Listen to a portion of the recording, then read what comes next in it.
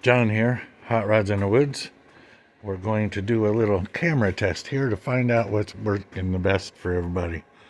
I looked at my big TV and noticed how blurry it was. It kind of looked like watching something from the 60s on your old vacuum tube TV. So we're going to try these cameras out, figure out what works the best, and go to using that. So this is test one. And this is my 2023 Razr 4 Motorola Magic flip phone thing that I'm really not that much of a fan of, but it's a pretty good phone.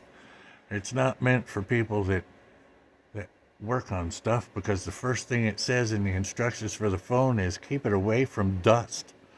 Well, dust, and they don't tell you that it's got magnets in the corner, so if you're cutting, shaving, or doing anything, it picks up that, gets behind the screensaver, which you cannot replace, and screws up the phone. Did that once, got that t-shirt. So, once again, this is camera one. All of these cameras have no add-ons at this point except for my GoPro 9, which I forgot to take out of its case. And in that case, I will show you, it has a little external microphone right here, which does enhance the sound a little bit.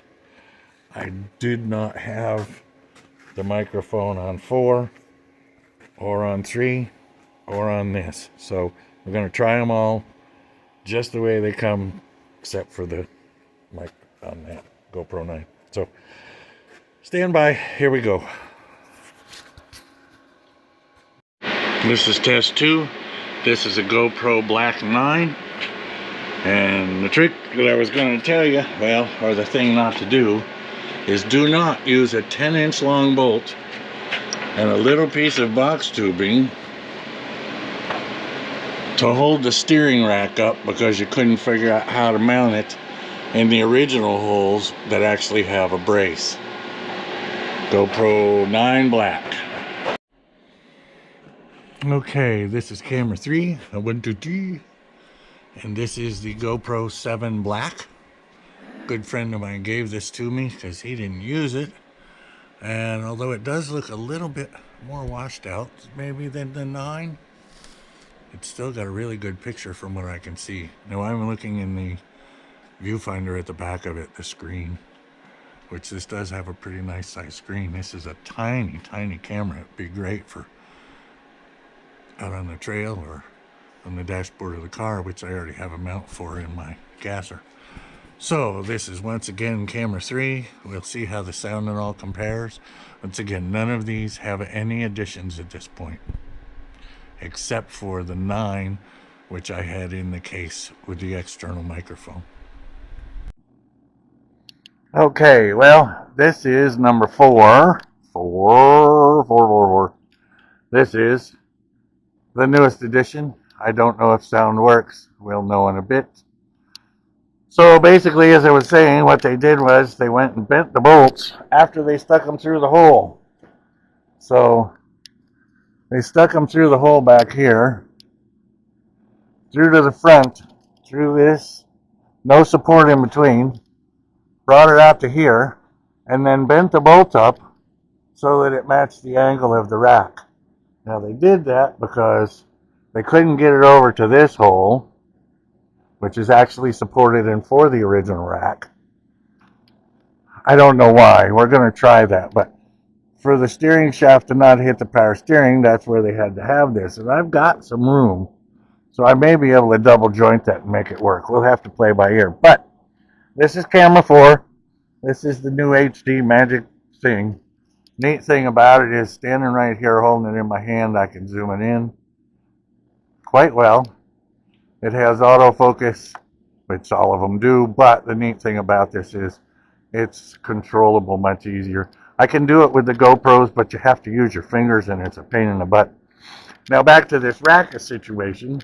So because they didn't have the rack centered in the car, it was over to the left. Well, the left of the car if you're facing forward, to the right now as the camera takes the film. Because of that, they had shortened this tie rod up a bunch, lengthened that one up a bunch, which means what? It means it turns to the right a heck of a lot farther than it turns to the left. you can see where the boot is there and where the boot is there. Now I've loosened both of the tie rods up to get it squared away, but I've got to get it back where it's supposed to be in the center. This is a Mustang 2 rack on a Mustang 2 cross member, so it should be where it's supposed to be. If I have to do a second joint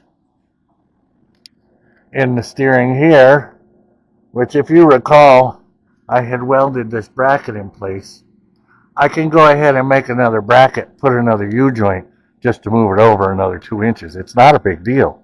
I don't know why they didn't do that in the first place. So we'll probably be doing that. Now, back to these bolts. As I said with camera 1, which was my razor, you can see how they bent it. It is just a plain Jane grade 5 bolt.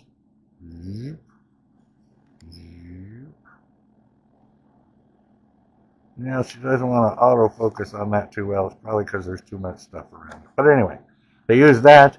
Then they just took a plain old piece of box tubing, and they went ahead and cut it at an angle and mushed it in there. And you can see that it's already bent all the pieces. I didn't do that.